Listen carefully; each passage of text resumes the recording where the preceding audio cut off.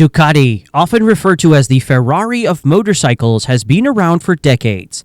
The Italian brand has built several amazing motorcycles over the years, and today we're going to look at their most powerful bikes from each decade. 1940s Ducati Cucciolo. Ducati's motorcycle legacy began not with a full-fledged bike, but with a tiny practical engine, known as the Cucciolo. In post-World War II Italy, transportation was a luxury, and cars were out of reach for most people. Back then, Ducati was an electronics manufacturer, and they saw an opportunity in a small four-stroke engine designed by Aldo Farinelli. This engine, which could be attached to a bicycle, was meant to provide an affordable and fuel-efficient way for Italians to get around. The Cucciolo was a marvel of simplicity and efficiency. With a 48cc engine producing just 1.5 horsepower, it was far from a speed machine. But it could propel a standard bicycle frame to about 30 miles per hour, while sipping fuel at nearly 100 miles per gallon. Unlike the smoky and unreliable two-stroke motors common at the time, the Cucciolo's four-stroke design was quieter, smoother, and more durable. This made it a popular choice for people looking for an inexpensive way to travel, and Ducati quickly found itself producing engines at a rapid pace. What started as an attachment for bicycles soon evolved into a full-fledged motorized two-wheeler. Ducati saw the growing number of motorcycles and began producing frames to match its engines, setting the stage for its transition from an electronics company to a motorcycle manufacturer.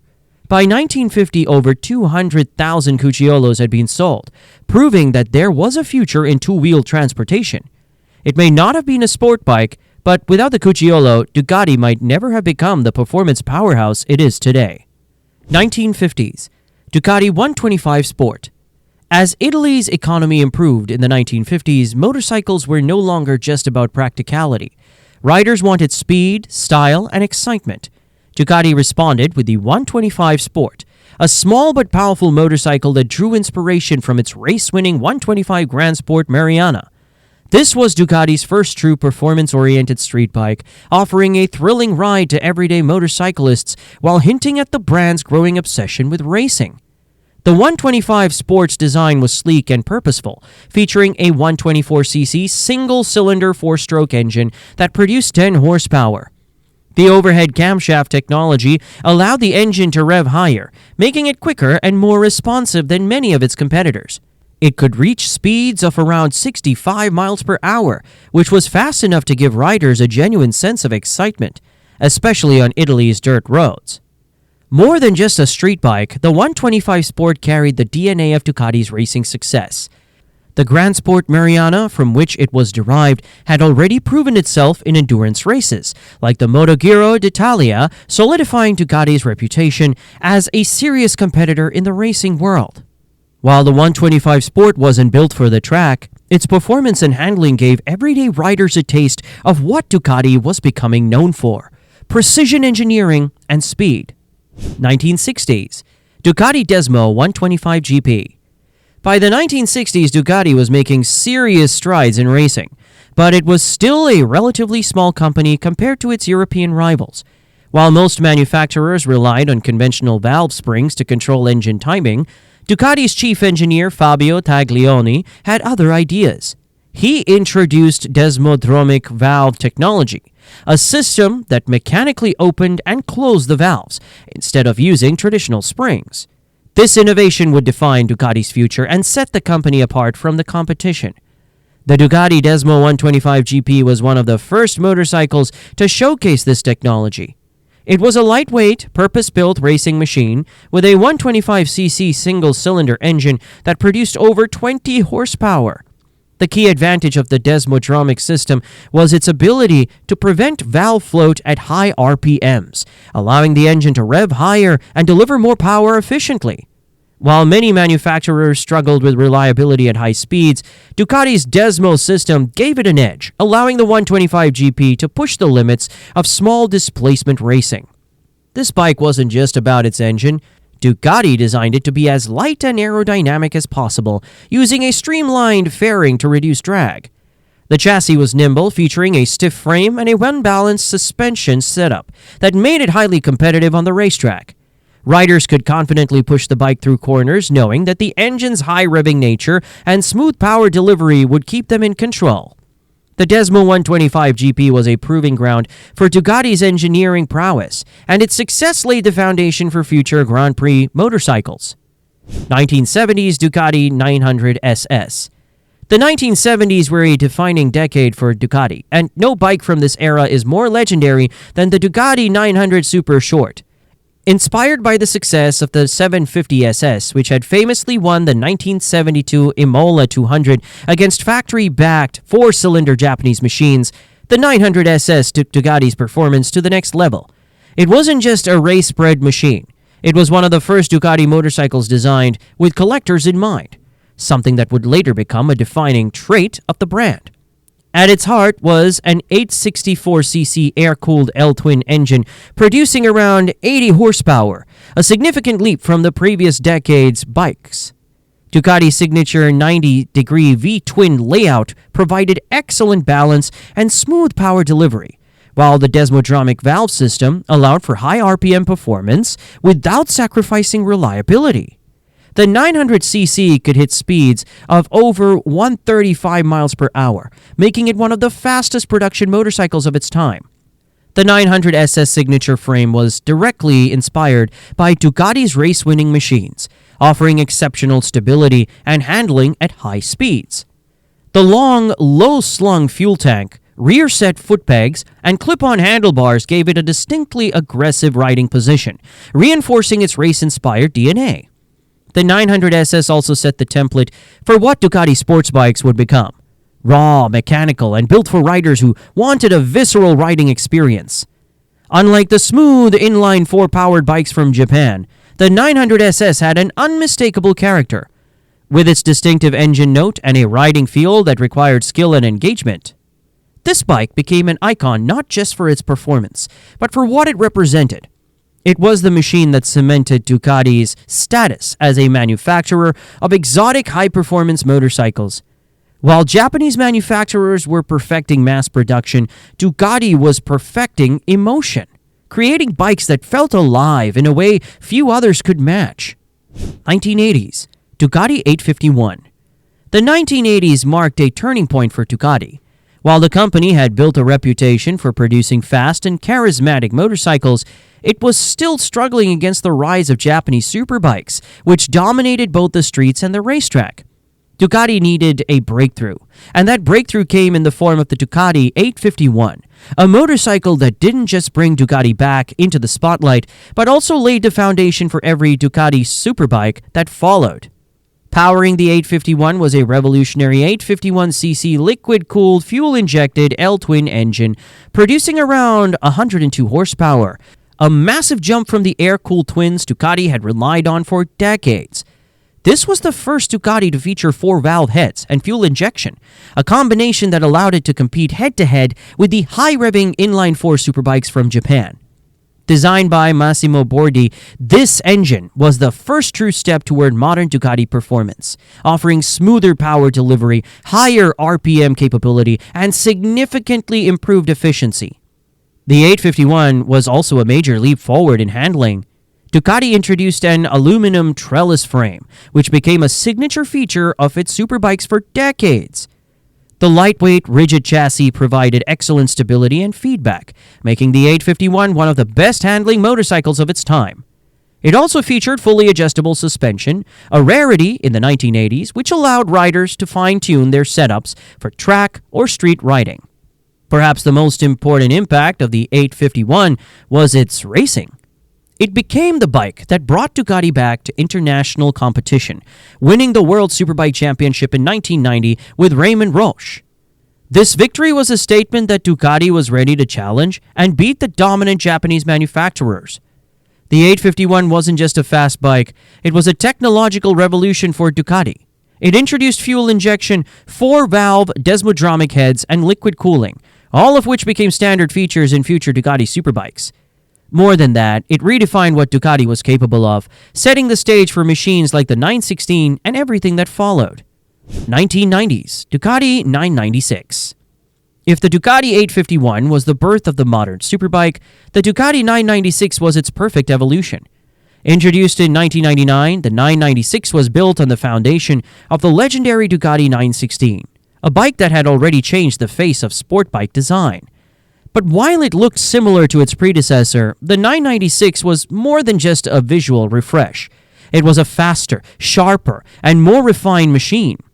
The 996cc liquid-cooled, fuel-injected L-twin produced 112 horsepower, a noticeable increase over the previous 916. It detained Ducati's desmodromic 4-valve system, allowing the engine to rev freely while maintaining precision at high speeds. But the real magic was in the way the power was delivered. Unlike the high-revving inline fours from Japan, Ducati's Big Twin had a brutal, punchy mid-range that made it an absolute weapon on both the track and the street. The chassis was a masterpiece, featuring Ducati's signature steel trellis frame, which provided an unmatched combination of stiffness and lightweight agility. The suspension setup with fully adjustable Öhlins shocks ensured that the bike handled like a true race machine. The single-sided swing arm, an iconic design element introduced with the 916, was retained, adding to both the visual appeal and the practical benefit of quick rear wheel changes for racing. The 996 was also one of the most successful Ducati race bikes of all time. It dominated the Superbike Championship with riders like Carl Fugatti and Troy Bayliss, continuing the legacy of the 916 and solidifying Ducati as a racing powerhouse. But the 996 wasn't just about performance, it was about presence. The design, originally penned by Massimo Tamburini, remained breathtaking. With its twin underseat exhausts, sharp lines, and unmistakable Italian flair, even today the 996 is considered one of the most beautiful motorcycles ever built. More than just an evolution of the 916, the 996 refined everything that made its predecessor great, while pushing Ducati's performance even further. 2000s. Ducati Desmosedici RR. The 2000s saw Ducati at the peak of its racing dominance, with its MotoGP program proving that the company could take on and beat the might of Honda and Yamaha. But Ducati did something no other manufacturer had dared to do. It built a street-legal MotoGP bike, giving everyday riders a taste of the same technology that powered its racing machines. That bike was the Ducati Desmosedici RR. A masterpiece of engineering and exclusivity that redefined what a production motorcycle could be. At its core was a 989cc V4 engine, producing an astonishing 200 horsepower, making it the most powerful Ducati ever released to the public at the time. This wasn't just a high-performance engine. It was a direct descendant of the Ducati GP6 MotoGP race bike. The Desmosedici valve system, which had been Ducati's secret weapon in racing, was carried over to ensure precise valve control at extreme RPMs. The engine screamed to 14,200 RPM, an unheard-of figure for a road bike, delivering relentless acceleration and an intoxicating exhaust note that mimicked its MotoGP sibling. The chassis was pure racing DNA, featuring a lightweight steel trellis frame and carbon fiber bodywork, keeping the bike's weight down to just 377 pounds dry. Ducati also fitted it with top-tier Öhlins suspension, Marchesini forged magnesium wheels, and a MotoGP spec Brembo braking system, making it as close to a factory race bike as possible. Even the tires were special. Ducati worked with Bridgestone to create custom-made rubber based on MotoGP compounds, ensuring that the Desmosedici RR had grip levels far beyond conventional superbikes. Riding the Desmosedici RR was an experience unlike any other. The V4 engine delivered explosive power, and the lightweight chassis made it razor-sharp in the corners. But it wasn't a bike for the faint-hearted. There were no electronic aids, no traction control, and no rider assist. It demanded skill and commitment, rewarding those who could tame it with a level of performance that no other road bike could match at the time. Ducati produced just 1,500 units, each with a price tag of $72,500, making it one of the most exclusive motorcycles ever sold. But for those lucky enough to own one, it wasn't just a motorcycle.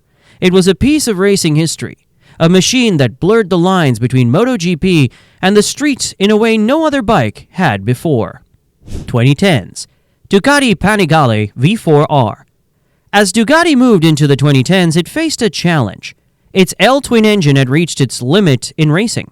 While Ducati had built legendary twins for decades, It could no longer compete with the ever-evolving inline-4 machines from Japan and Germany. The solution was a complete transformation of Ducati's superbike platform. The result was the Ducati Panigale V4R, a machine that redefined Ducati's identity while keeping its racing soul intact.